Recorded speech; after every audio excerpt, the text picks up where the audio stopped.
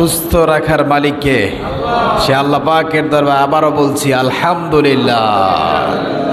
পৃথিবীতে যা কিছু আছে সব শেষ হয়ে যাবে, ধ্বংস হয়ে যাবে, কিন্তু আল্লাহ রব্বুল আলামিনের সাথে যে ভালোবাসা সম্পর্ক যদি থাকে সেটা কখনো শেষ হবে না।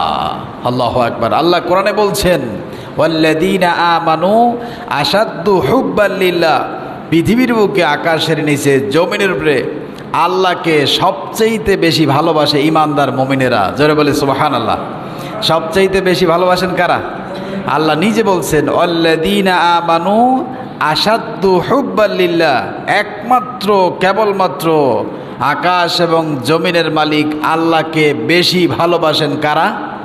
ঈমানদার মুমিনেরা। এই জন্য আল্লাহর সাথে সম্পর্ক রাখার, ভালোবাসা রাখার তৌফিক আল্লাহ আমাদের দান করুন। জোরে বলে আমিন।